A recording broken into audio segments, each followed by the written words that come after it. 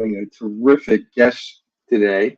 As we have many guests on this show week after week who are in the world of jazz and R&B and jazz crossover.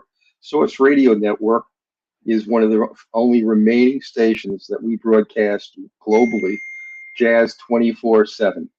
Now, anything that has to do with jazz, like I said, jazz reggae, jazz hip hop, jazz gospel, jazz R&B, jazz rock, we're there playing that music for you. So we've had wonderful guests on our show. I mean, wonderful artists, and we're going to continue that tonight with another very special guest. Last week, as you may know, for those of you that watched last week, we had on our show Dion Parson, who is a drummer, and he has a 21st Century band, and he plays in Lincoln Center, and he's an instrumentalist. And today I'm going to have an instrumentalist who's a songwriter also, and somebody who you're going to find, has had a fascinating career and a major impact on music as it developed in the past 25, 30 years. So without any further ado, let me bring on our special guest for tonight, the wonderful Bill Mcgee. Bill, how are you? Hey, Mel, how are you, man? I'm doing fine. You said 25 or 30. I did my first recording in 1970. So I know. Yeah. So I'm going like, ooh, he's making me younger than I am. Well, I didn't want to date you. I think I'd let you do that. No, that's good. I don't mind. I appreciate 35 or 40 years ago, but no, the group I started out with in Atlanta, I grew up in Atlanta and started playing music there in the 60s. Matter of fact, this fall will be my 60th anniversary as a trumpet player, because in the 7th grade, I started playing trumpet. I wanted to play drums, and my mother said, H to the E to the double L, no, you're not bringing no drums up in my house. So I took the trumpet, and I started playing trumpet in Atlanta in the fall of 1963. Well, let me just interrupt you and tell you that person I mentioned I had on last week, Dion Parson, who plays drums. When his mother was going to register him in school, she took him to the band director and said, I want you to give him an instrument, anything but the drums. Yeah.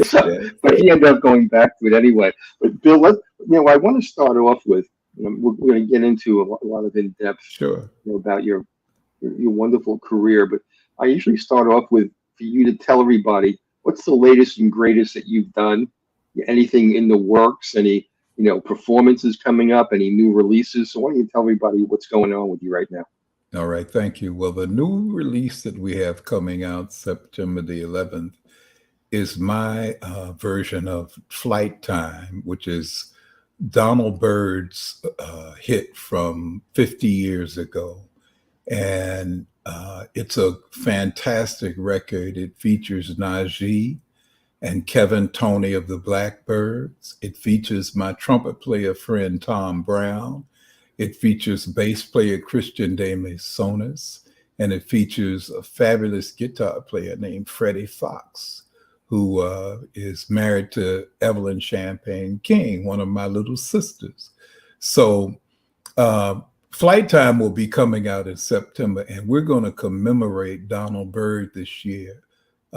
Because Donald Byrd did so many things in the music industry that I don't think he gets credit for.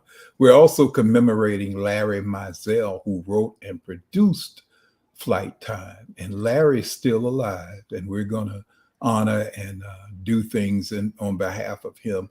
He has given me a big pat on the back, saying that I did a great job with his song. And to me, that's probably one of the greatest joys, to have someone who wrote a song 50 years ago tell you that your version is excellent. Oh man, you can't beat that. You can't. Why don't you tell people briefly about your label of the 804? 804 Jazz. Yeah, I started that label when I actually started a label. I had I've had a couple of labels, but I had a label called 804 Flavor, which was a hip hop label. And I produced quite a few hip hop acts here in the 90s and the early up to 2000. And when hip hop started going into a direction that I wasn't comfortable with, I said, well, shoot, I'm doing all this other stuff for everybody else. Why not do something for myself? So I added 804 Jazz to the 804 family. I have a label called 804 Soul, 804 Kids, 804 Gospel, and 804 Jazz, because I live in Virginia and the area code is 804. So that's, everybody knows that that's, it's an 804 everything here. I started branding a long time ago, for everybody else. If it says 804, I was trying to grab it. So 804 Jazz is my record label, and I actually have 2 or 3 other artists that I work with on the label also. Wonderful. Okay. Well, I wanted you to let people know what you're doing. In fact, we're gonna play your upcoming song, I think, tonight. Is one of the tracks we'll be playing for everybody, so they can hear your music and get a sample of The Tree of Life, which was a release that you did this past year. So everybody will be able to listen to those. I want to start off, Bill, going back, to your childhood. It always interests me how people learn to choose a genre. Back when you were a kid, and I was a little older than you, but I remember it well. You had rock was starting to dominate, but there were still blues stations, jazz stations. There were you can get R&B and some soul, and there were multiple stations, so people had a bigger variety of music. So what's interesting to me is where you grew up and how you first got interested in music and how ultimately you became a jazz and jazz hip hop artist. So let's start out talking about, I know that in your early years, there were people that were immediate influences: Diana Washington, Andre Previn, Nat King Cole, Johnny Mathis.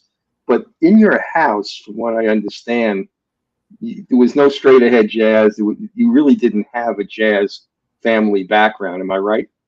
Oh, no.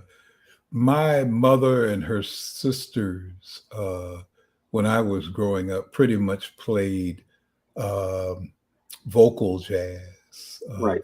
Johnny Mathis, Nat King Cole, and no, there wasn't much McCoy Tyner or Diz or Freddie Hubbard or people like that. But that helped me because I've always loved melodies. I think that one of the things about my playing is that I always had an appreciation for melody and beautiful songs, and like things like Moon River. And so I could always play ballads and I could always play standards because I heard them so much. Chances Are by Johnny Mathis. Yes. You know what I'm saying? You say to yourself, oh man, that's who. So here's what everybody has to understand, that jazz is the key to it is the improvisation of a melody.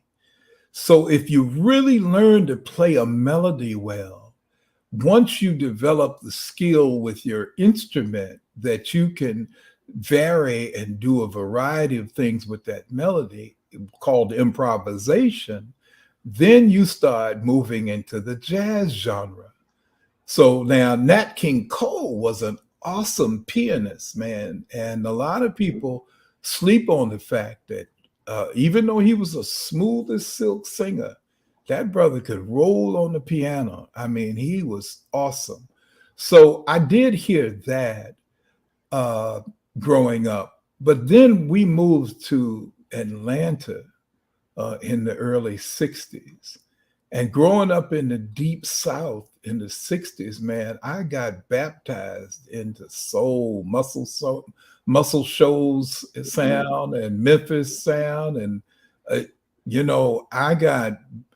I tell people around right now, whether you would remember it, I don't know if some of these other folk, but Eddie Floyd's Knock on Wood. Oh, yeah.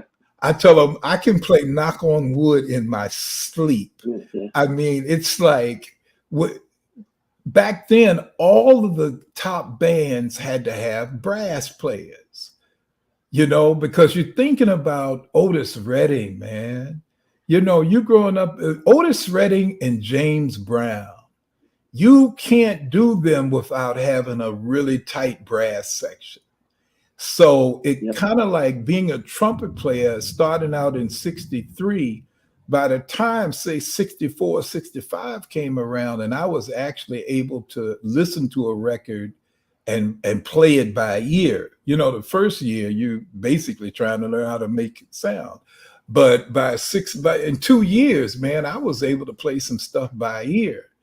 And I played for my family in Chicago When the Saints Go Marching In was the first tune that I like, like they said, well, Bill, play something for us. Bill Jr. Well, Bill, how did you learn? How did you learn about Diz and Miles and Coltrane? I mean, well, high school. See, I was going to get to that. So, like in high school, I met guys who were doing that. They were more advanced, and they were into the jazz stuff, man. And they were improvising on jazz. One of my role models, one of the guys that I consider musical role models, is a brother named Mcgee. And he could play piano, and he was a trumpet player, but he also played jazz piano. So in high school, they had a jazz group where one of the guys in the band had an upright bass, a white upright bass in high school, man. And then G was playing piano, and then they had a trumpet player and a sax player. And these cats would be in the band room playing all the hip stuff that came out in the mid 60s. Right. So Cannonball Adderley. Yep. All right. Well, yeah, that's what I wanted to ask you about. Yeah. You went to Booker T. Washington High School. That's the high school you're talking That's about. right. So why don't you tell everybody some of the background of that high school? Well, Booker T. Washington High School is probably one of the top fit in with places like Cass Tech and Dwight Morrow around the country. Because of segregation, there was one major school in every city, one or two major schools in every city, and all the Black kids had to go to that school. So Booker T. Washington High School in Atlanta was the first public high school built in the state of Georgia. And actually, when I read the history, people used to actually pay tuition to come there from out of town, because if there was a family that wanted their child to get a high school education, they would send them to Atlanta and pay tuition for them to go. This is in like the 20s and 30s, where there was really not. So reading the history, I read that Lena Horne, who grew up in Fort Valley, Georgia, moved to live with her grandmother or aunt in Atlanta, and they lived right near Booker T. Washington High School. And Lena Horne went there to Washington High School before they moved to New York. Well, you mentioned Cannonball Adderley. He went there too, correct? No. He didn't? Okay. Because Cannonball and them weren't from Atlanta. Well, who else was that? Didn't Gladys Knight go there? Gladys Knight. Yeah, I was going to tell you, Lena Horne went there. Yeah. Gladys Knight went there. Nipsey Russell, the comedian. One of my favorites is Gene Carn, the jazz singer. Gene, there's a quick story. A friend of mine told me, says, man, you're from Atlanta. You don't know who Gene Carn is. I said, I never heard anybody named Gene Carn because I had moved here. Well, her name was not Gene Carn. She married the piano player, Doug Carn. And that's when she took on, in the 70s, she took on the professional. I had moved away from Atlanta then, so I didn't know her as Gene Carn. So she came to our university, and this guy who was a good friend of mine took me, trumpet player, jazz trumpet player. He took me, says, man, you say you don't know Gene Carn. I said, man, let's go see who this Gene Carn is. And her name was Sarah Perkins in school. Her name was Sarah Jean Perkins. And I saw her, and she said, hey, and we just greeted each other, and we were just having a ball. And I said, your name's not Jean Carr, your name's Sarah Jean Perkins. And so my friend, just last week, we laughed about the fact that I redeemed myself because he said, if you're from Atlanta and you're supposed to be all this music person, how come you don't know Jean Carr? Well, And, go ahead. I'm sorry. go ahead. And so when we finally met her, he realized that I was legit. Well, there are three schools that we're going to get to eventually that are Right. very instrumental in your life. One was Morris Brown College, and the other Right. was FAMU, Florida. FAMU. Yeah. Right. And Florida so, A&M. yeah, we're going to talk about those also because there was so much going on in those colleges that people just don't know about. Yeah, well, And that's where Cannonball yeah. went to school. Cannonball and Nat Adderley went to Florida A&M. Okay, And there you go. what happened was, as I just as you and I were talking about bands and brass bands, my band director at Washington High School was a graduate of Florida A&M, and so he'd take us down there for homecoming, and because they'd have a homecoming parade, and all the high school bands would march and parade, and we'd get to go to the game. Well, and then also Morris Brown. My mother was a chaperone for the band at Morris Brown.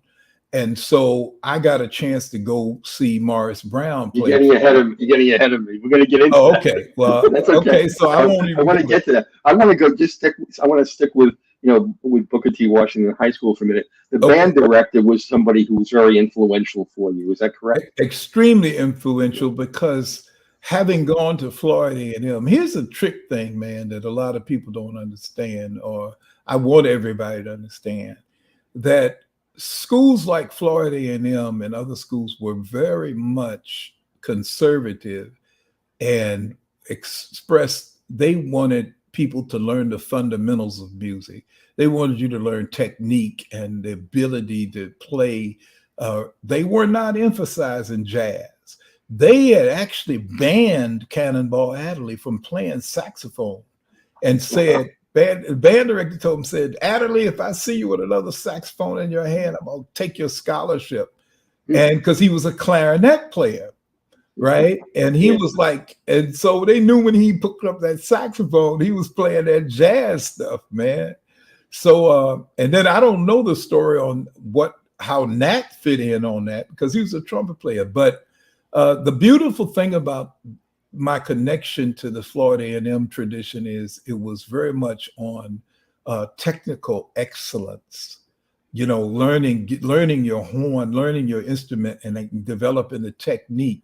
And then what a lot of young people need to understand is that if you develop that technique, then you can basically play any genre. Wynton Marsalis proves that. You know what I'm saying? Yeah. I think it was Miles Davis, I could be wrong, who said the note is only 20%. The 80% is what you do with it. Yes. And that's the technique.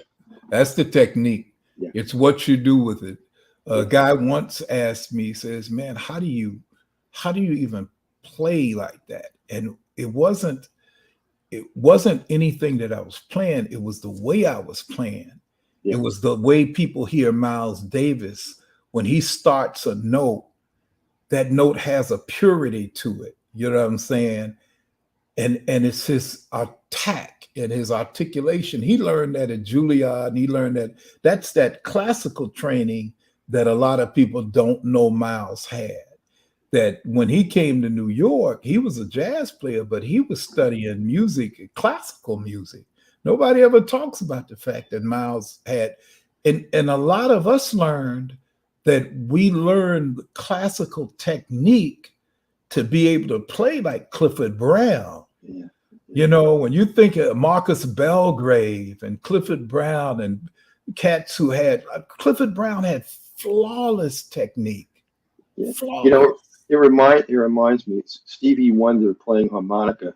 He learned how to bend a note. So it's not just playing the note, but he learned how to bend notes. And he studied that to be able to have a particular style that, was unique. And, and that's I think what you're getting at. What makes somebody is not the fact that they can read or play the notes. It's the technique they It's learn, technique. and That's what the right. notes mean to them, and it's Right. very idiosyncratic. You know, Yeah. I had Jeff Bradshaw on, you know, who's a trombonist. I know Jeff. I love Yeah, Jeff. yeah, Mhm. Jeff's wonderful. And Jeff told me his father taught him to play words on the trombone. Mhm. And so so when he plays like no one else really, because he Yeah. doesn't hear the music the way other trombonists hear it. You know, he's focused on lyrics, and so you know, Well, again, Jeff yeah, has a tradition of trombone that comes out of the gospel church. that's Uh, right. and that church, the particular house of prayer is what they call them. And these are house of prayer trombonists that are basically singing trombonists. That's right. They, That's right. so when you hear somebody, we always hear a guy, and when he starts singing on the trombone, we automatically know he came out of the house of The prayer. church. Yep, there you Yep. go. Yeah. Because these guys, man, they have a church. Somebody asked me the other day, I saw a video, man. It was like 7 trombones and 2 or 3 baritones and a tuba. And they were just like a choir, man, just singing, you know. You know, sometimes things happen, Bill, that are serendipitous, and you had one of these serendipitous moments, in my estimation, when you were 17 years old, and you had left high school, and you met a guy named Roy Lee Johnson. Yeah. So why don't you tell everybody about that and who he was and what he did? Okay, so see, you're skipping over my bio there. So you're finding things that most people don't know. So Yeah. we didn't get to the Morris Brown, but I'll jump to that No, part. we're going to get to Morris Brown. Okay, Yeah, okay. we'll get to that. So, but after I finished high school, I started playing with an R&B band.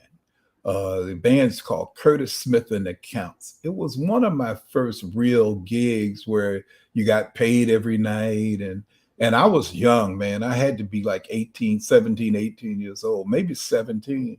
And so we were sitting there, and Roy Lee Johnson and Curtis were like colleagues. They were these R&B cats from Georgia who had had some success, but they hadn't really blown up yet. So Roy Lee actually was a guitar blues singer who the Beatles had recorded one of his tunes, right? So Roy Lee, so Roy Lee, the Beatles covered one of his songs, man. And I'm going like, this is crazy, man, to meet somebody that the Beatles recorded his song. And but the story went on from there is that Gorgeous George, who eventually everybody knows as the MC for the Isley Brothers, if they're old as you and I, Gorgeous George had a band. And if you know the connection between Ernie Isley, the Isley Brothers, and this other gentleman that Roy Lee told me about, Roy Lee said that he was sitting there listening to this guitar in Gorgeous George's band warm up. And instead of the guy doing the A, E, D, G, and B tuning octave things that all the guitars do, he started winding his, and they were going like, "What the hell is he doing?" Right? And what's the dude's name? And the dude said Jimi Hendrix. I know. Said, really? Jimi Hendrix played with Gorgeous George. Well, then you connect the fact that Ernie Isley learned to play guitar from Jimi Hendrix.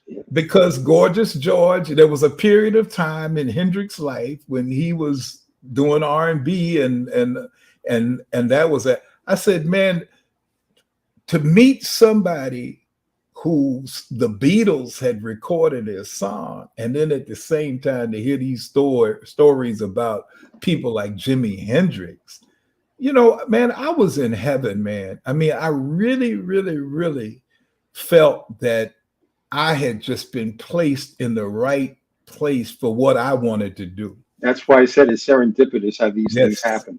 You know, and you know, you mentioned Jimi Hendrix. One of the things that always amazed me, Jimi Hendrix experience was a bass player, a drummer, and Jimmy, and it sounded like a 12-piece band. Yes.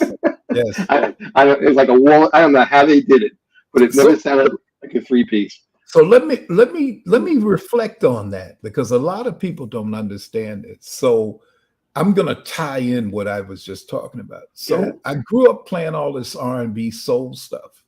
We're talking about mid 60s, Otis Redding, Tyrone Davis, Wilson Pickett, Sam Cooke, all the names that anybody, I was playing in bands, and those were the songs that we had to play. Straight ahead jazz had started going somewhere else at the time. All right. So I'm going to come back to Ramsey Lewis and Cannonball and things like that. But what happened was in 69, I took this girl I was dating in high school to see a group at the Atlanta Auditorium. And it was 3 weeks before Woodstock. And the group was named Sly and the Family Stone. Oh, love them. And it was a life-changing experience. Oh, wow. Yeah. All right. It was a life. Now, let me tell you from a musician standpoint why it was a life-changing experience. Because I grew up as a background musician, thinking about that thing we talked about earlier. I grew up in the back because all the musicians were backup to front singers. All these people I named to you were stars, and they were front singers, right? And the band was in the background. James Browne was the preeminent band leader in front of the band, right? And so that's what my background was. But I saw Sly and the Family Stone, and everybody in the band played an instrument, and everybody in the band sang. Yeah. And there was no front person. And then I reflected on the fact that the biggest headliner at Woodstock was a three-piece band where the guitar player did all the singing. And like you just said, they sounded like a 12-piece group. Yeah. And that was Jimmy. Well, I think Buddy Miles used to do the same thing. Yes. But then didn't Billy Preston play with Hendrix from time to time? Yes, he did. Yes, he did. He also played with Hendrix, the Beatles, back and forth. Beatles, right? That whole setup. But remember now, the Beatles had set that image before. I always tell people the Rolling Stones, yeah, but see, Mick Jagger was trying to be the James Brown guy in front of the Rolling Stones. But the Beatles were all musicians and singers. Yep. Sly and the Family Stone, all musicians and singers. But Sly was a genius. Jimi Hendrix, all musicians and singers. So a lot of people don't realize that Chicago and everything Earth, Wind, and Fire, everything that Queen was all singers, musicians, every one of them. Everything that came after that era changed the paradigm. Yeah. So when you think of Kool and the Gang, and you think, see, I transitioned from that backup band stuff to Kool and the Gang, Chicago, because I remember 25 or 6 to 4 had come out. Oh yeah. And then and Sly and the Family Stone, man. And I heard Dance to the Music, and I almost freaked out. I'm going, what is this? Yeah. You know, and it was like 2 or 3 weeks before Woodstock. So, you're talking about Otis a little while ago. Do you know Larry D, who played with the Bar-Kays? Yeah. Mm-hmm. Okay, and Larry took over when Otis had the tragic plane crash. Right. You know, Larry told me this. I'll just share this with you. This very funny anecdote. I didn't know this. The Bar-Kays had 20 #2 Billboard hits. Wow. 20. But never #1. And I asked him why, and he said Michael Jackson. Yeah, I love the Bar-Kays. We toured with them. I know. That's why I brought it up to you. Yeah, James Alexander is a great guy. And we toured with the Bar-Kays all the time. I told you about the time we did the show in Memphis when they first headlined. And it was Confunction and the Bar-Kays. And Confunction had moved to Memphis. That was a hot show, man. But Going back to what you were talking about a minute ago, jazz transitioned in the 60s also. And Yes. as I talk about the Donald Byrd record, I get everybody to realize that jazz hip hop, jazz funk, jazz fusion, jazz modern jazz did not start with George Benson and Grover Washington. Ramsey Lewis did Hang On Yes. Sloopy and I'm In with the In Crowd, right? Yes. Yep. Cannonball did Mercy, Mercy, Mercy, Yep. right? And then here's this one, Eddie Harris and Les McCann. Yeah, oh, that's a blast in the past. Yeah. Eddie Harris and Les McCann, man, did Compared to What and all Cold Duck and all those other hip groovy things. And what happened was they had transitioned to putting a groove to the jazz that was a little danceable. If you listen to that live Ramsey Lewis, where he's doing In Crowd, I think it is, or either Hang On Sloopy, sound like the people were trying to get up and dance in the middle of the club because it was so cool. It had so much of a bop with it. Tell me if you agree or disagree. I think the transitionary figure, as you look at who he played with and who eventually went off on their own, like you mentioned, Ramsey Lewis, it was Miles. Oh yeah, Miles transformed jazz into every other genre. But guess what? Donald Byrd did it before Miles, because if you listen to the Blackbyrd album, it came out before Tutu and Bitches Brew. The Blackbyrd album released in '72, and Larry Mizell and his brother Fonts, but Larry produced and wrote most of the tunes. He had that fusion idea, that taking jazz, and Blue Note Records was willing to let him try that. So I also want everybody to go back and listen to the Blackbyrd album by Donald Byrd. It was Blue Note's highest selling album for years. And then I heard Tutu. Now I'll be honest with you, I didn't know what Bitches Brew was. It took me a minute, but guess what? About a year later, I had a wah-wah, and I had a device that I hooked to my microphone that played octaves, and I could do that wah-wah and play the horn and the same fusion stuff that Miles was doing.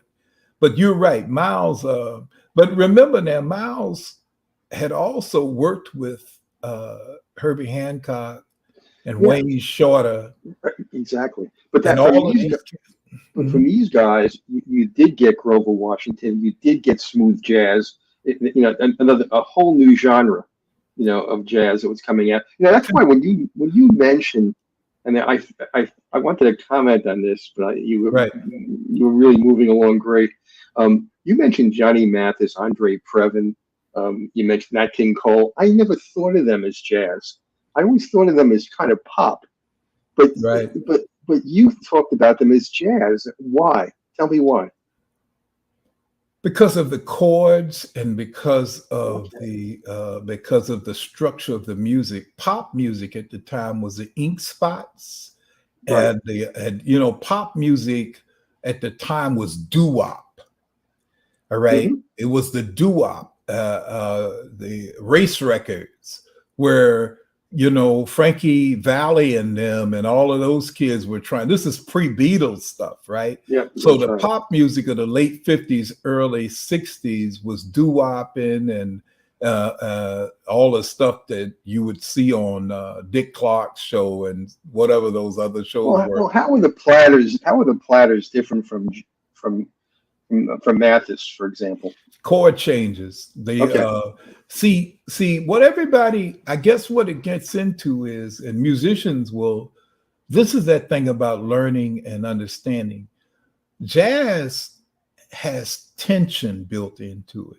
And the tension is intentional because of the way the chords are structured. You're using 7 chords and minor chords and chords where the notes tend to clash with each other, but then they they just sound like they work so well together, Yeah.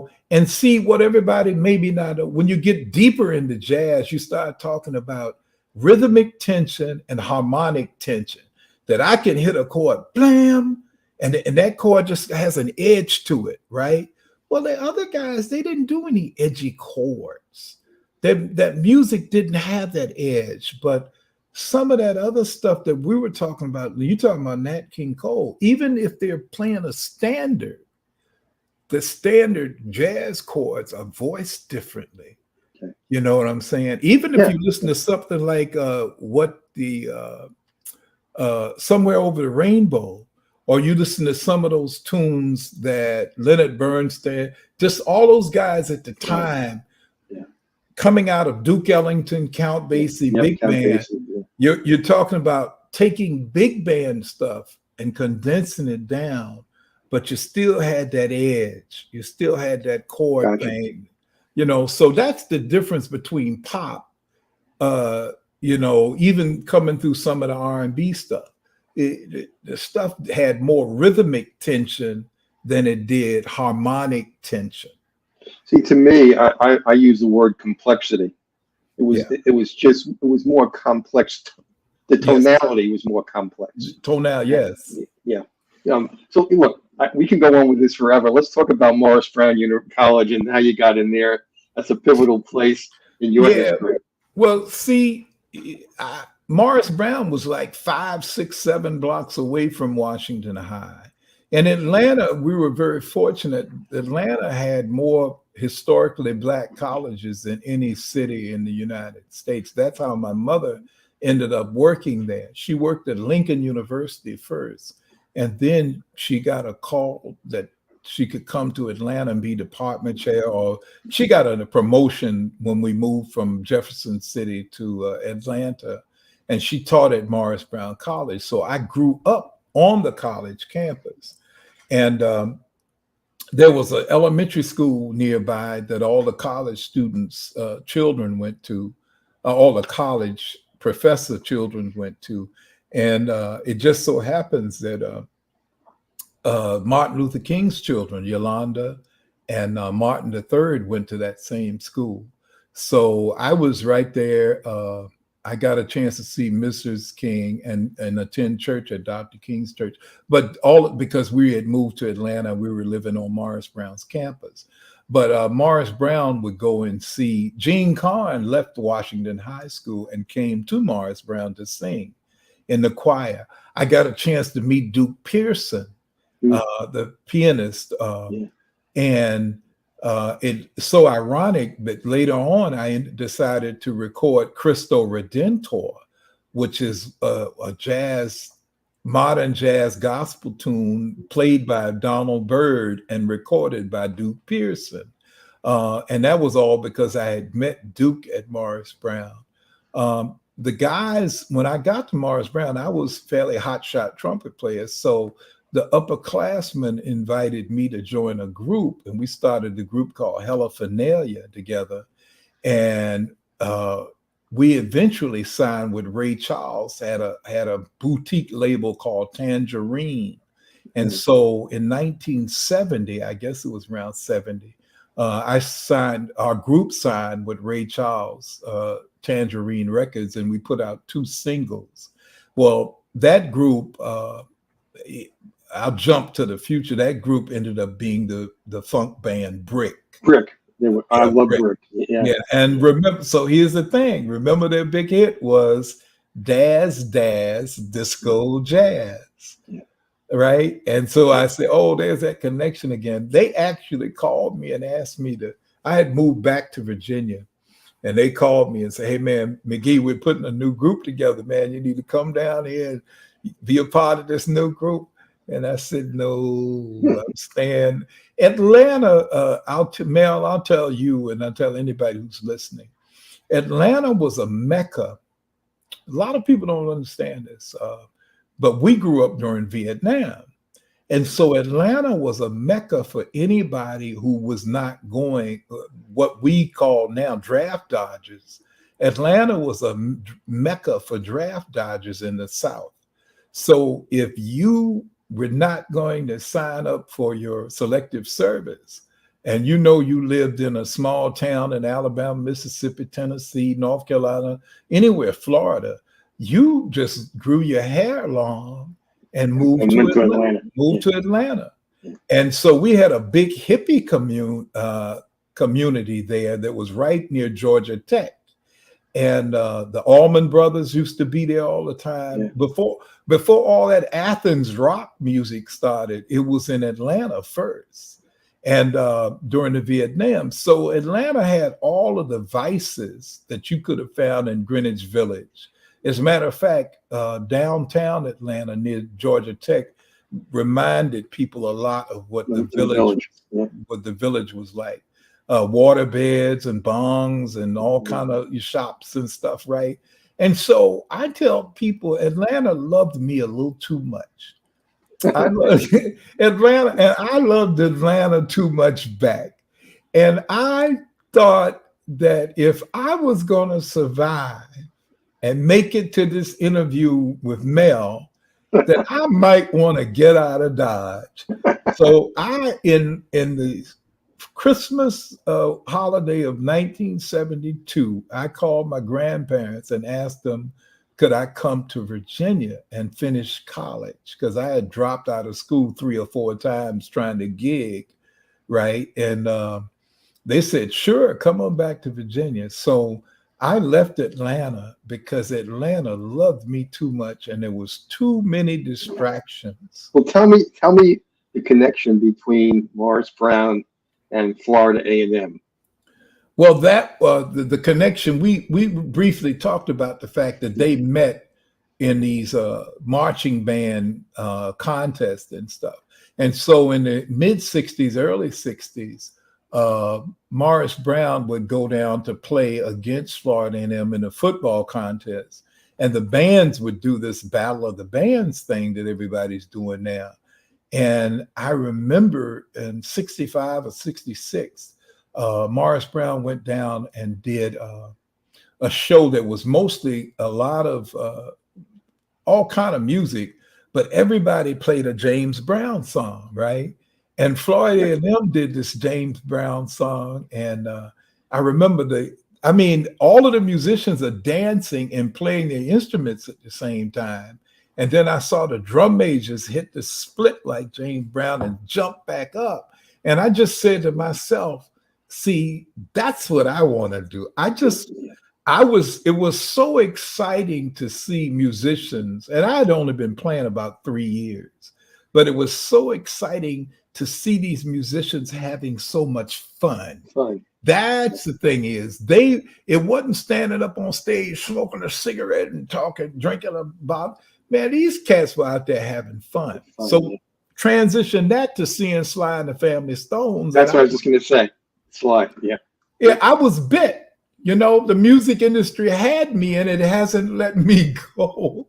And that's been 60-something years, man. I want to get to some of your music, and I want to get to, the Tree of Life and play the title track from that.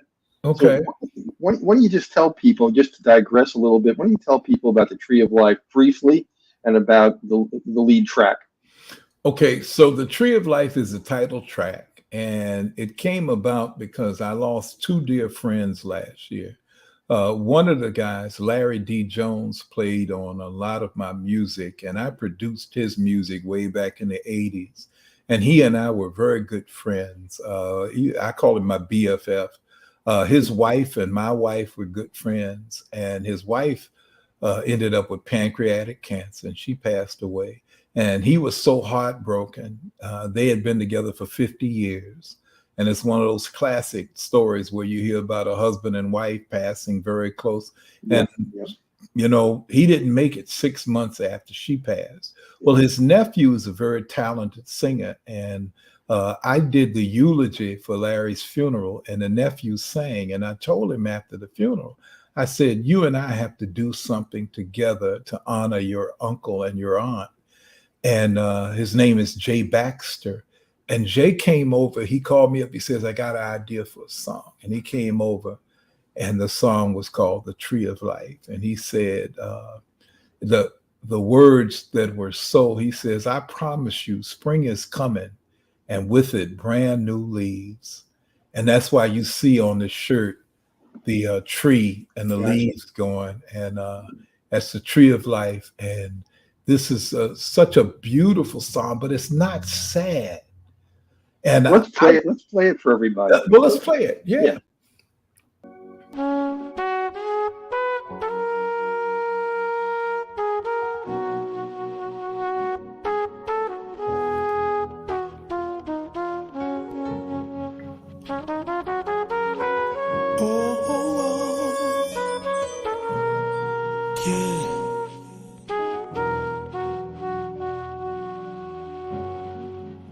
We have tomorrow right before us like a burning flame.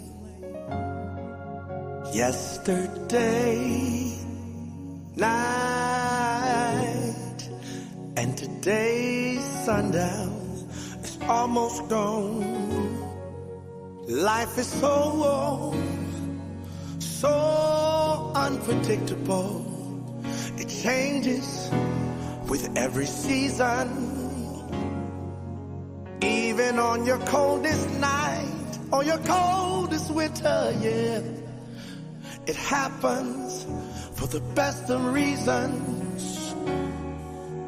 Although it feels so eternal, all you do is freeze. I know I promise spring is coming, and with it, brand new leaves.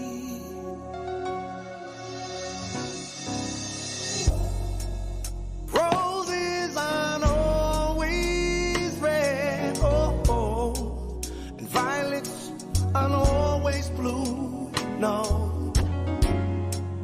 But listen to the positive voice. That voice that's way down inside of you. Future is uncertain. It's so hard for us to see what tomorrow is holding for you and me. Although it feels so eternal, that all you ever do is freeze. Oh, I promise spring is coming, with it, brand new leaves, brand new leaves, yeah.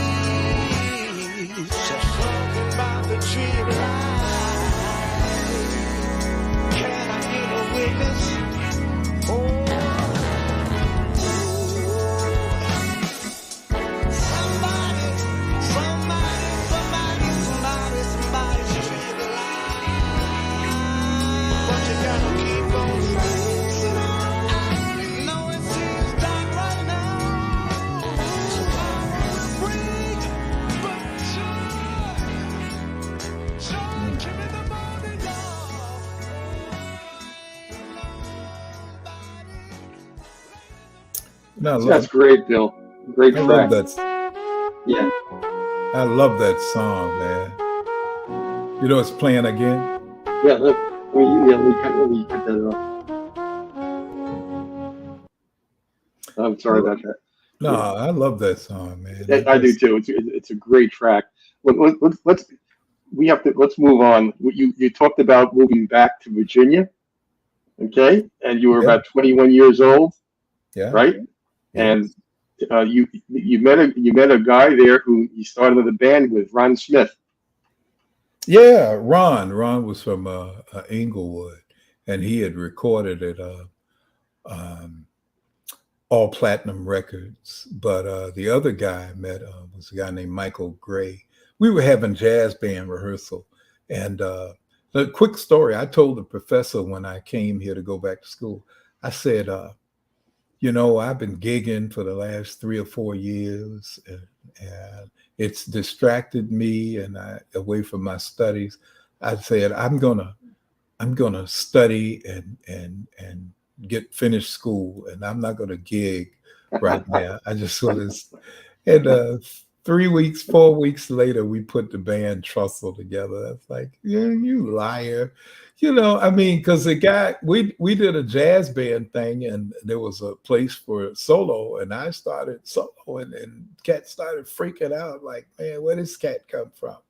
And because I was 21, of course, I was the same age as most of the seniors and people who were, you know, up in age. So the guy, I was a new guy, but I was a peer of those who were the older guys. So the older guys came and said, hey, man, we're putting a band together, man. You want to be in the band? I said, hey, why not? I lied, man. I lied to that man. I feel bad about that to this day. Look, it was good intentions. Yeah, well, it sure didn't. You know, that didn't last because it took me like 8 or 9 years to finish. Let me see. No, I take it back. No, it took me 9 years from when I. Yeah, it took you a while. No, but only from when I first started in '69. Right. It only took me actually at Virginia. I had finished all my coursework in 3.5 years. And then the opportunity to go on the road with Evelyn Champagne King came up. I want you to talk about that. Go ahead. That was like 1978, right? 77, 78, yeah. Right. So what had happened is a friend of mine who had a band here, their band broke up and he moved to Philadelphia, and somebody approached him about being the music director for this girl. Well, our band we had put out a couple of records. We had a big old sound system. We had a record store of our own in 3 or 4 years. Oh, wow. Oh man, we had really blossomed because, like I said, most of the guys were finishing school. So we were a big college band on the East Coast. We would do a lot of the colleges, and there was a lot of clubs at the time, say in the early 70s.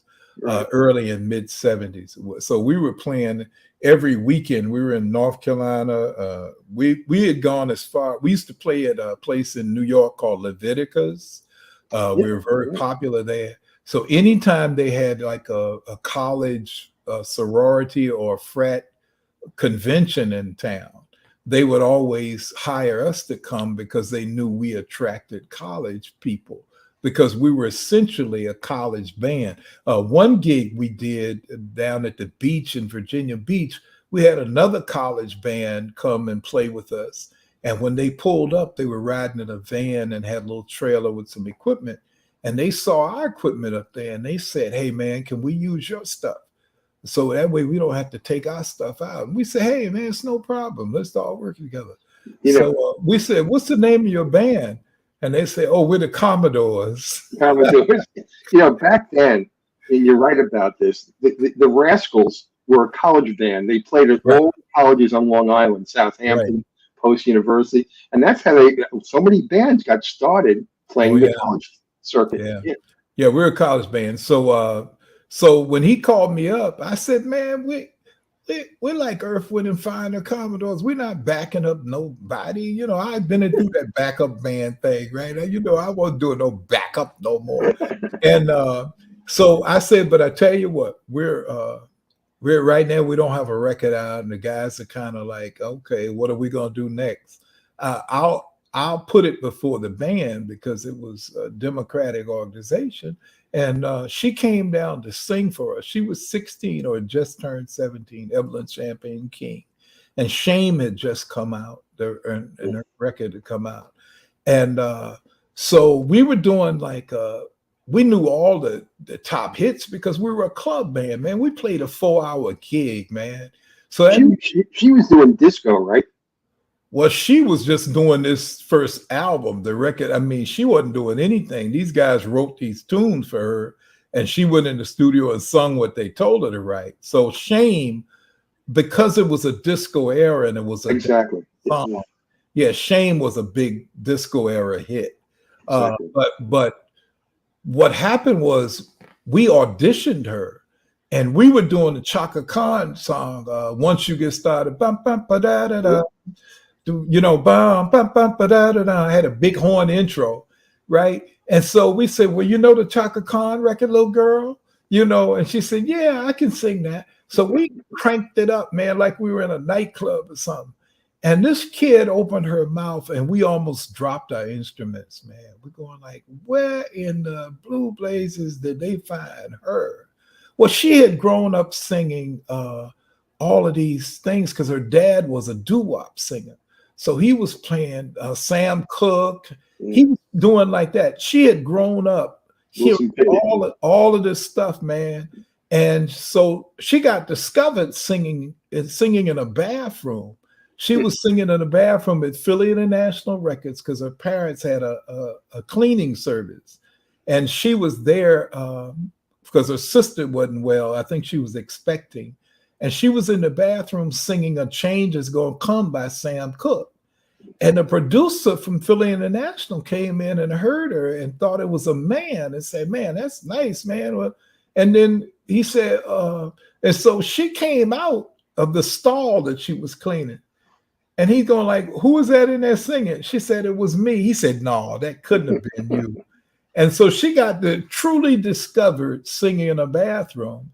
And she came and auditioned for us. And we went on the road with her as her first real band. And it helped propel her career because the president of the label came to hear her. Now, I tell people, Mel, she didn't have but 2 or 3 songs that she could sing. So if she had a 45-minute set, we did the first 20 minutes of music that we had done. So we had been playing clubs for 4 hours. 20 minutes to us was like, come on, man. I mean, give us something hard to do, right? We knew so many hit records, man, that we would like play Earth, Wind and Fire and the Commodores, Brick House and stuff. And everybody be going like, oh my God, you know? And so then she would come on and everybody was already all hyped up, you know? So the president of RCA came to see her, man. And he brought all the RCA people with him, because you know how everybody's a suck up. You know, if the president's going to a club, you want to be seen, you know, at the club, right? So after it was over with, the producers came, the 2 top producers at RCA came to the dressing room and said, we're going to sign you guys to a record deal. We said they loved it. Everybody was whatever. Her record became a priority record for the label that night. That her performance and what we did at Brody's that night in New York changed her career, because she just had, like you were talking about, the serendipity. Well, it was the synergy. She just happened to have a tight backup band. And everything was like just laid out there, and she had talent. This is the thing. The girl could sing. You know how Jill Scott got discovered? 10 o'clock at night, she was singing at a gas station, pumping her gas into a car. Wow. And a record producer heard her sing and said, who are you? And that was the beginning of her career. That was the beginning of her career. Well, so that was how Evelyn got started. And I know we have to move on. But one of the highlights of our career was we were doing a gig with Chic at Constitution Hall in DC, and we had that 20 minutes that we could do, and we did Earth, Wind, and Fire's tune. We did a samba, Earth, Wind, and Fire, that was really, really, really well accepted. And we looked up, and Luther Vandross and Bernard Edwards and Nile Rodgers was standing on stage. Wow. And they were going like, where the hell did they come from? Yeah. And after we performed, it was a sold-out house, and we got a standing ovation. Well, that was still Trussell, the That band? was still Trussell. Yeah. Right. Yeah. I'm trying to, I know I'd love to spend more time on it, but Trussell broke up, right? I mean, not really. We faded away. We didn't break up. Well, wasn't there a point when you joined Electro Asylum Records and the band split up? No, Trussell was on Electro Asylum. Okay. So after that night at Constitution Hall, Evelyn changed managers, and we told her old manager, if you can get us a record deal, we'll stay with you. And they got us a record deal with Electro Asylum, and we had a big hit record called Love Injection that was really, truly, truly a big record. Right. We were riding. I'll tell you a quick story. I know we run out. I told you I could talk, Mel. We're running out of time. We were riding down Broadway, and we were listening to our record on WBLS. We were going to play at Madison Square Garden that night. Now here it is. You're riding down Broadway. You're going to play at Madison Square Garden. You're listening to WBLS, and you hear your song playing, and you're like, "Oh man, but then we were listening to the ladies that were sitting out on the eating lunch, right? And they were listening to our song, but it wasn't at the same place. So we go like, but that's not. So we switched over to WKYS, KISS. We switched over to KISS, right? KISS and BLS were playing our song at the same time as we were going to play at Madison Square Garden. Wow, great story. It don't get much better than that, buddy. No. You say to yourself, "Oh my God, we are making it in this business." So that was some of the good stuff. For sure. Okay, I wanted to just get into briefly. You're gonna have to bring me back, man. I got, That's all right. Yeah, I'm gonna bring you back for sure. We're running out of time, I'm sure. We can run over. It's not really a problem. We can go over. Don't worry about it. But I want to talk about two things. You got into rap and hip hop, but you had problems with the genre, and you only later. Only later, not initially. I know what happened later, but that's because rap was evolving and changing. And it was going in a direction that you weren't comfortable with at some point. So, let's talk about the early years. How did you get into hip hop and rap? So the same guy that hired us, the same friend of mine who I played trumpet with at Virginia State, who had gone to Philadelphia and worked with Evelyn King, he moved to New Jersey and got hooked up with some other guys who were playing a horn. And he called me up and said, "Hey, man, we got a recording session and I need you to come play trumpet with me." And I said, "I'll be there," because we were best friends, right? And like, okay, plus we were two trumpet players that really respected each other, right? And so I went up there, and it was at Sugar Hill Records at the time. And it was this third. Well, the record we were recording was for a group from the Bronx, a group from New York called Grandmaster Flash and the Furious Five. Yeah. All right. And we did this recording that night. And I'll be honest with you, Mel, we were doing another session about a week later. Say we recorded on Tuesday, right? Grandmaster Flash and the Furious Five. We went to a recording session on Saturday. And as we were crossing the street, we heard the record that we recorded on Tuesday on the radio. Kind of like, what the hell? How do you turn a record around that fast. Yeah. But see, Rapper's Delight was so big, the Sugar Hill Gang's first record. Right. And Sugar Hill Records was like the one label because they had connections, distribution connections. All the other smaller rap labels that these groups were with before, they were like local labels. Sugar Hill had already done, they had been all platinum records. So they had Sylvia Robinson had all kind of, so when they turned a rap record around, man, it was on the street within a week. And then we ended up recording, so we recorded Freedom. And then the next one we recorded was, I think, Apache, which is a big rap record now. I mean, every time you turn around at a game or something, they're playing Apache, you know, because it's just one of those classic rap records that everybody plays. And so I got a chance to record on all of the early hits with Sugar Hill, Grandmaster Flash, The Sequence, the West Street Mob. I played on, man, we listened to them the other day, and there were 11 big hits that we played on the early rap era. But look, we were sitting there, and a guy named Reggie Griffin came in with a keyboard. And here's what happens, man. The technology was changing right at that moment. And he had a keyboard that could play multiple horn sounds. Prior to that, like the mini Moog that Herbie Hancock was using could only play one note at a time. Yeah. And a lot of people didn't know. So you had the the Chameleon and things like that.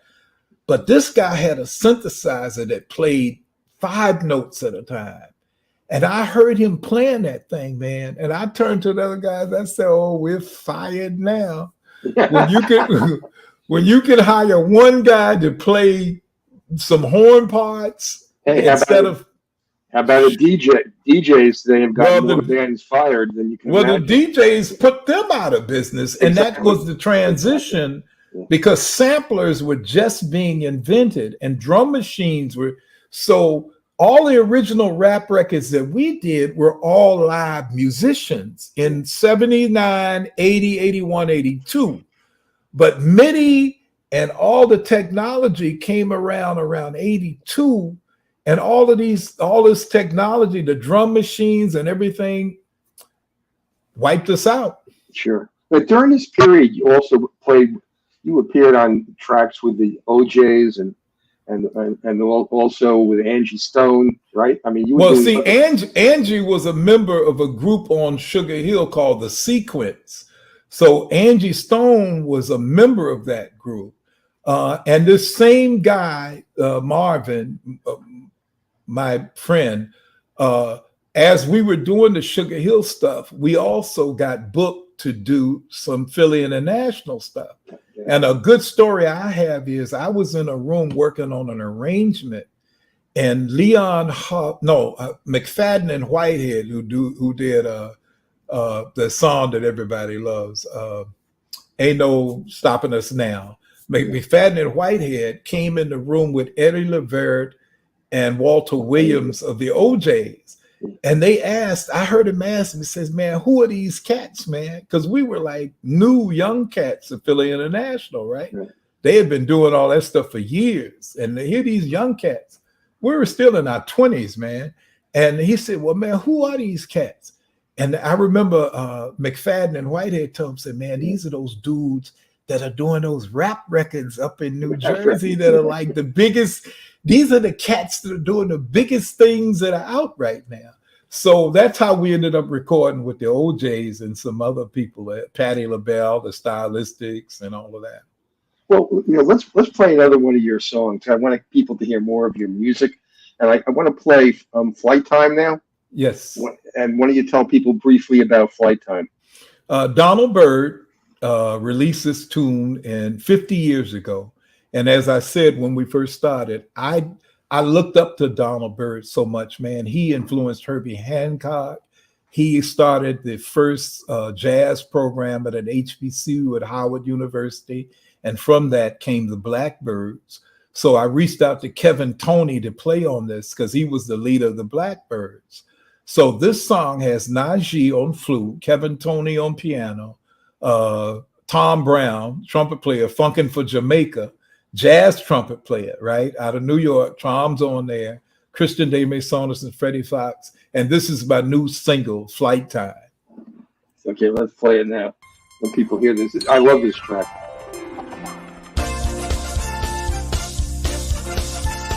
I'm doing all those horns with all those horns you see back there. Actually.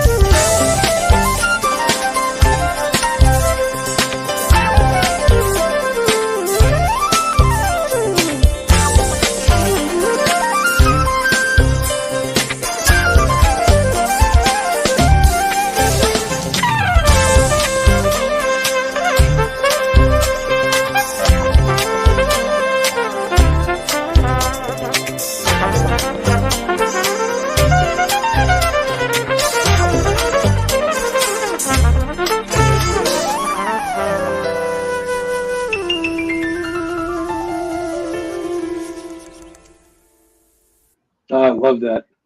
I love Nice. that. I mean, hearing you play with Najee, playing off each other, it was just spectacular. Nice song, man. Yeah, That's great nice. song.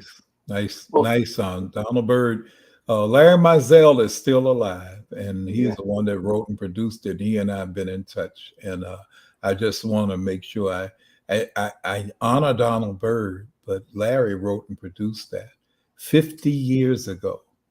Amazing. 50 years ago, right? Amazing. I mean, your version is spectacular. I mean, I love it. Yeah. Yeah. Yeah. Well, we hope it does well. It's the right time of the year for it. It feels good. And we're hoping and praying that this will do well. Everybody on there is playing great. Great musicianship, lots of improvisation, which is what makes jazz. So it's funky, it's hip, it's danceable, but it's a lot of nice improvisation on there. Tom Browne is. Yeah, we have 83,000 people listening in to your show Awesome. right now. Awesome. So, that's 83,000 people should go out and buy that track. Oh yeah, tell them to go buy the album. I'll really absolutely, yeah, absolutely, yep. The Tree of Life, everybody. It's a spectacular album. And everyone should have it in their collection if you love jazz. So, okay, let's get to the part where you leave playing allegedly, and you become a teacher, and you move to Richmond, Virginia. I came back to Richmond. I had been on the road, but yeah. So I actually, before I even started teaching, I worked at a record store. Record store had an opening, man, and I went in there and told the guy, says, "Look, man, I can run this. I worked at a record store in Atlanta. I ran my own record store when we were at the band together. So it wasn't a challenge for me." I told him. And so we took, the store had 9 stores, and my store was ranked number 9. And before I left, we were number 2 in sales because I was able to relate to people. I'll tell you a good little story and make it quick. So Run DMC came to town, and they were at the radio station, right? Well, I knew the guy at the radio station, guy named Jay Lang, who is Jay. Yeah. So Jay is at Hampton University now so Jay had been at a radio station in Savannah, Georgia, when I was on tour with Evelyn King, and we went to the nightclub where he was DJing back in 78, 77, 78. And that's how when I first met Jay. So Jay and I went, so when Russell Simmons, I heard Run DMC on the radio, I called him, I said, "Hey Jay, see if you can get them come by my record store," right? And Russell and Run DMC, just when they left the radio, we were just like 7 blocks from the radio station. And so when they left the radio station, they came by my record store, man, and did an in-store appearance, like out of the blue. So anybody that walked in the store got a chance to meet Run DMC, and because nobody knew they were going to be there. It's like it wasn't planned. So it's like you walk in a record store and there's Run DMC in there. You go like, "Oh my God," you know. So, but then I left that job and went to work at the same radio station where Jay was. I worked on the AM side, and I worked in sales, and I did spots, and I wrote. So I think what I like to everybody know is, and then I started teaching school after that. It's kind of crazy. I actually sold the school system commercials, public service announcements where we were doing extra and above. And I had a chance to interview the superintendent and all of them. And from that, they gave me a job teaching there at the school system.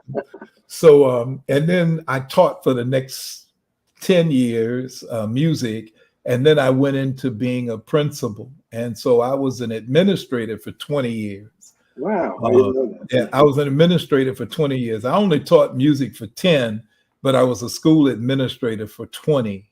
And during that time is when I started producing the hip hop acts, and we did some hits. We worked with Aaliyah, we worked with Missy Elliott. I mentored D'Angelo. D'Angelo too. You also took a gig that was really interesting at Elizabeth City State University, a technology program. Yeah, that actually was between the teaching. When I needed to work on my master's to become a principal. So I took this job at Elizabeth City State because they had a recording studio that was really nice. And the guy who was teaching the recording program left all of a sudden. And so the job came open. And I was into recording technology, of course, at the time. So they gave me the job and I taught there. I just put a picture online where it's Wyclef Jean from Fugees is in the studio with me there at Elizabeth City. And so, yeah, I taught there for 2 years, and then I taught at Morehouse. I was actually the band director at Morehouse. And then in reality, I wanted to go into school administration because it paid more, number one. And so I left all of that teaching stuff and went into administration. And now I'm teaching again at Virginia State University. I teach music there at Virginia State, when I'm not doing my own recording. So, terrific. One of the things I know you did, and I've heard it and I love it. You did a great remake of Billie Holiday's "Strange Fruit." Yeah, that was that is an interesting tune. That was one of the artists I produced. He and I were partners in the record label Danger Mouse, believe it or not, and we did a awesome rap version of "Strange Fruit" that is chilling. It's chilling because in the end he says something to the point of, we don't need to hang from the tree when we're killing ourselves now. And I think about that every time, man. He was classic. That was on that same album with Simple Clarence, Sample Clarence. Yeah. And what's it called? Word of Mouth? Yeah, Word of Mouth by Danger Mouse. Yeah. Right. Yeah. And actually that album, it's crazy that you pull it up.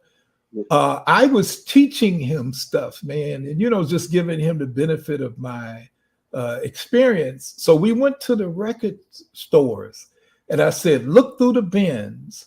And when we designed the album cover, tell me what you notice about all the albums. So if you're looking back then in the CD stores, so if you're looking through the bin, whether it be albums or whatever, the key that everybody didn't realize is the albums that stuck out were the albums that had the artist's name at the top, right?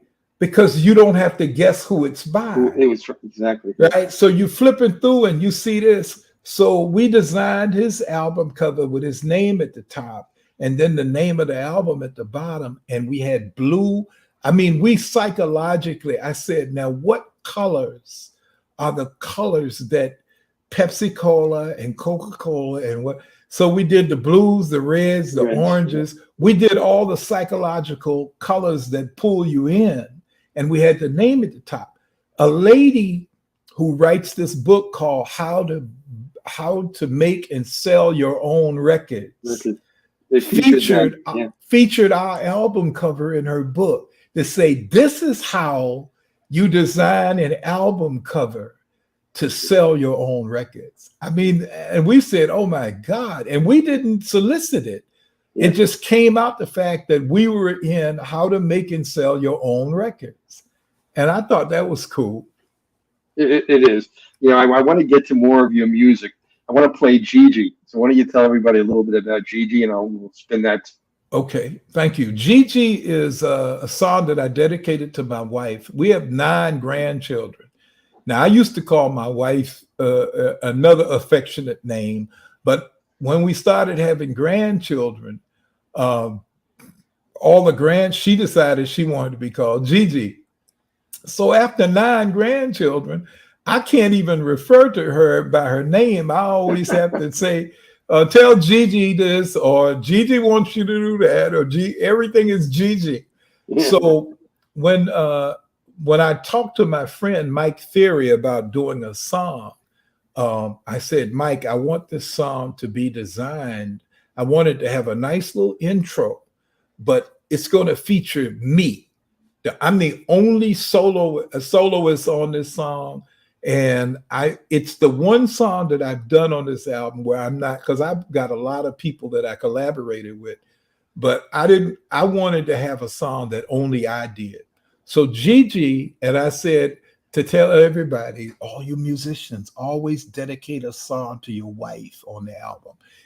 You know, that way. Yeah, I really wanted to play this song because, again, you solo on this song, and I want to after the song, I want to talk briefly about 2002 when you decided you weren't going to be a sideman anymore, and you decided you wanted to come out front. We'll talk about that after we play Gigi. Now, remember that I'm playing all the horns on this song. I play trombone, flugelhorn, trumpet. I play all. I'm the only horn player on this song. So okay, let's do it. Yep.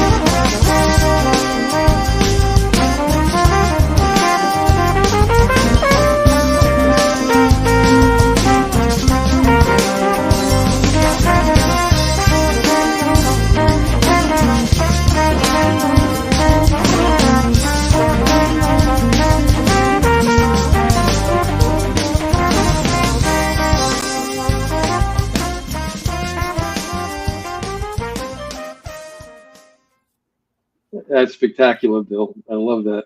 Yeah, I like that tune. Yeah, yeah. I mean, and you definitely played a lot of horns on that one. Oh yeah. Hey, look, the drummer on that is a young lady named T.K. Johnson.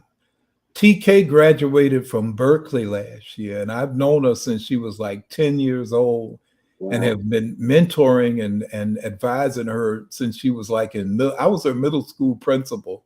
Huh. And she went out, came all the way through school, man, and went and graduated from Berkeley with honors. And she hit the road like a week after she graduated with a guy named Barty Strange. But I was able to get her to come in and play drums, man. And she's another Sheila E. Funky drummer, man. And anybody want to look her up? She's all over social media as T.K. Johnson. Talented young drummer. Yeah, man. She's the bomb, man. I love that girl. She's funky playing. She loves playing funky drums too. That's look. We're almost at it. I'm going to have you come back so we can spend time on the 21st century of your career. But I want to there's a couple more things I want to hit on. And one of them is Chase the Sunset, because that became a smooth jazz standard. Why don't you tell everybody a little bit about that? You know, because I think it's really important. I'm trying to remember which. I think Chase the Sunset was my third album. The first album. Yeah, it was the third album in 2006. That's right. That's the third time was a charm. Yeah. And it was it's a wonderful album, man. But all of my albums, I love Chase the Sunset, but every album I've grown. I've grown musically like you're supposed to. I listened to my first album and I go, that's this one's for you. And I like that, but I could hear the growth on the Soul Man album. And then I could hear a lot of growth on the Chase the Sunset album. I was really in a chilled mode right there. And I was really kind of like everything was cool and laid back. And so somebody asked me, that says, well, your new album is different. And I said, man, I'm a grittier guy because of the social stuff that's gone on the last 8 years, the pandemic, dealing with Donald Trump for 4 years, and just in general. Hopefully just 4 years. Yeah, well, hopefully. Well, just in general, times have changed, and music is supposed to reflect the time. Yes. Right? Music reflects the time. And so therefore, this album is a little funkier, grittier, a little more edgy than, say, Chase the Sunset was. I brought up Chase the Sunset for one reason in my mind. Mm-hmm. You were early in rap and hip hop. Now you create a standard in smooth jazz. And I just want people to know the versatility that you have to be able to move between so many genres of music effectively. Well, remember what I said earlier. Yeah. If you have a good technical background, if you have good technique that you learn from learning how to play music the correct way, if you learn well, if you have a good fundamentals and a foundation, that's why I always relate back to my band director and my upbringing in school, that I had really good fundamentals. Learn to play I tease the guy right now, man. His name's Ernest Williams. He was a senior, I think, when I was in the 9th or 10th grade. He took out the Arbin Method book, which is like the Bible for trumpet players. And he pulled to the hardest page there is to play, that everybody knows it. And he turned to that page and he said, if you all want to get in the big band with the gig guys, you got to learn to play this. And I tease him to this day, right? I said, man, why would you do that to some cats? I mean, I can still struggle through that particular page 60 years later. That was his reason. His reason. It's that difficult that he set the standard so high that we started practicing, man. We thought that we really had to be able to play that page. But what he's telling you, Bill, is he's telling you it's hard, and it's the hard that makes it great. That's right. And if you can't do the hard, you're going to be mediocre. That's right. That's But they set that standard of excellence. And so I always felt that because I had a good fundamental music background, and I tell young people, I relate this to rappers. That's why I really do well when I teach music technology and I teach these kids, and I say, look, man, it's the fundamentals of knowing music that's going to get you through this. Things are going to change, man. I've lived all of these 60 years in the music, and stuff has changed from Otis Redding to what you're hearing now. And I'm going like, really? But the fundamentals are still there. It playing in tune and starting a note on time and ending it on time. And like Miles Davis said, knowing when not to play. That's right. Know when not to play, So I think somebody asked somebody, and I'll get a story real quick. They were saying, well, I don't know if it was Charlie Parker or somebody, whatever. They were saying, well, when do you stop playing? And the guy said, take the horn out your mouth.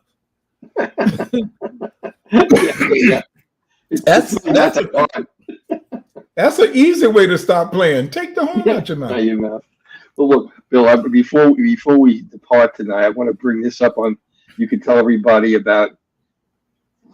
Yeah, that's the website, 804jazz.com/music, that takes you to where all of my music is for sale. Now, I want to see how this works. I have 2 free songs on there that anybody anywhere in the world can download. The title song that you played earlier, The Tree of Life, is available to download for free. And I also did a version of We Shall Overcome, because this is the 60th anniversary of the March on Washington, where Dr. Martin Luther King gave the I Have a Dream speech. And so I have a jazz version, and you know that. It's me and a trio. And I don't do a whole lot of straight ahead. But the guy who was a bass player, Mike Hawkins, he said, Bill, you got to do a straight ahead album now. And I said, not on your life. So the We Shall Overcome is available for free. And the Tree of Life title song is available for free. And then the album, of course, you can buy that. But I just wanted to let anybody know, if you wanted to own one of my songs and you didn't have the money or can't do it right now, you can still go there and download a song for free. 804jazz.com/music. Hey, Mel, I really appreciate you letting me do this, man. As I told you when we first started, the problem is going to be getting me to stop talking, not start me talking, man. Well, Bill, you got so much stuff to talk about. A lot of people don't have that much content. I mean, you could go on. I want to have you back on because I want to really focus on post 2000. That's when you started to move up front and move away from being a sideman. Well, let me just say this to anybody who's listening. I feel extremely blessed that the music technology that you see here and everything else has allowed people my age in their 70s to still be relevant in the music industry. And I tell my students that I feel like I'm 19 years old again. I tell them that all the time. I want them to understand that you can be enthusiastic about music all your life. That's the beauty of being a musician, man. Look at our boy that just died. A singer, Tony Bennett. Yeah. Come on, man. Tony Bennett. In his 90s. Yeah. And he still had a voice that was killer. And he could still sing his butt off. Yep. You know what I'm saying? And they said, man, that was when he was most happiest. And Lady Gaga would just point him to a mic and say, sing this song, right? And Toney would be in his world. And I say everybody like that, it says that in my age, I tell my students at 19 years old, I am as happy in the studio making music as I was 60 years ago. So I thank you for the time. I encourage everybody. I tell people to learn how to play piano, learn how to play bass. Don't ever, just enjoy the music. Music doesn't age.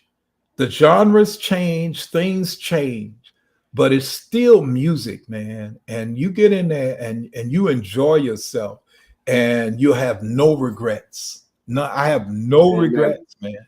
No regrets. Yeah, it's wonderful.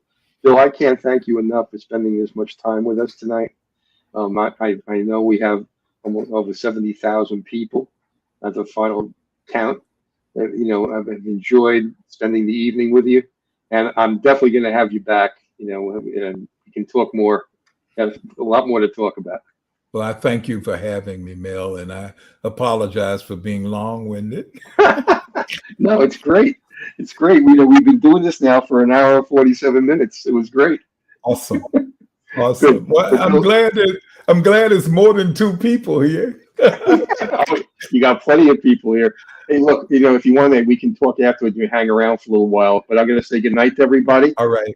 I'll hang on for a minute. Hang on. And God bless everybody. Thank you. Definitely.